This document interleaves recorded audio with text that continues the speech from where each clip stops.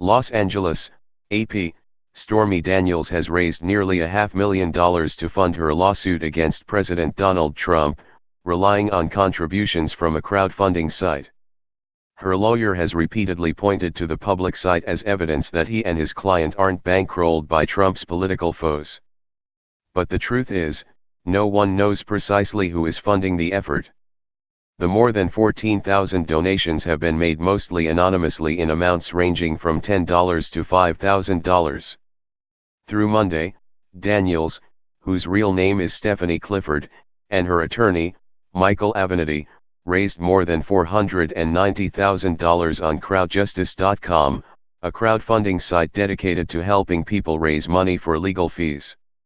About $100,000 arrived in the last week after Avenatti released documents about payments Trump's personal lawyer, Michael Cohen, received from private companies seeking information about the president's beliefs on various issues. The target for donations is $850,000, which Avenatti called a realistic and reasonable target based on what we know right now. Jessica Levinson, a professor at Loyola Law School, said it's unusual but not totally unheard of for a lawyer to seek online donations to cover legal costs. It does bring up some ethical concerns in terms of who is actually giving this money and whether they will try to exert influence, said Levinson, who also is president of the Los Angeles City Ethics Commission. Crowdjustice.com donors can choose whether to share their names with the person seeking funds.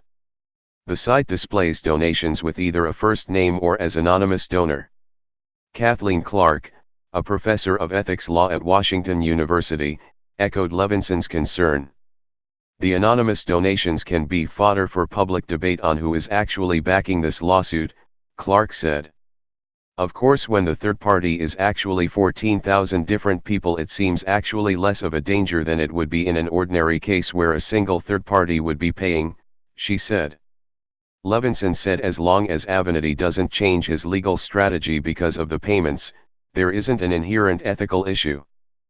People can have partisan affiliations, and I don't think anyone thought Michael Avenatti was a Trump supporter, Levinson said. Avenatti has bristled at claims from some Trump supporters that his pay for work on the case comes from an organized effort to oust Trump. We have no ethical concerns whatsoever, Avenatti told the Associated Press. I find this fascination with who is paying my client's legal bills to have passed the line of absurdity at this point. We have been very, very clear when answering these questions. Who is paying Mr. Trump's and Mr. Cohen's legal bills? Do we know?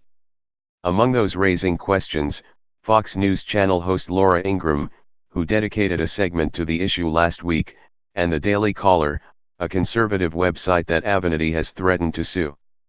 A column in The Hill that questioned who is financing the lawsuit prompted Avenatti to release a statement last week that all fees and expenses of this case have either been funded by our client, Ms. Stephanie Clifford, or by donations from our crowdjustice.com page.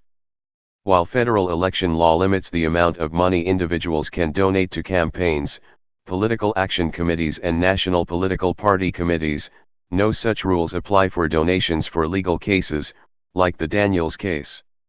In theory, someone could donate as much money as they wanted as many times and they want, which can't be done with political donations. CrowdJustice said the average donation for Daniels' case was $34, which is consistent with average donation amounts across the platform. Only 24 of the donations have been over $1,000, Avenatti said. Avenatti said he has never looked at who the individual donors are to this website and has not asked for it. He added that he has not taken any strategy advice from donors. Because somebody is contributing to the effort, doesn't mean they get to provide strategy advice. The only person I take direction from is my client, period.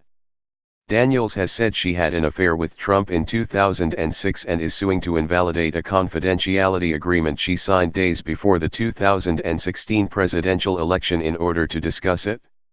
She is also suing Trump and his personal attorney, Michael Cohen, alleging defamation.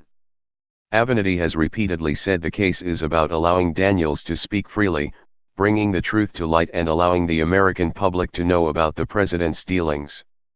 He's released financial information and emails about Trump and Cohen, unveiling that Cohen was selling his experience and views at a hefty price to companies that sought insight into the new president.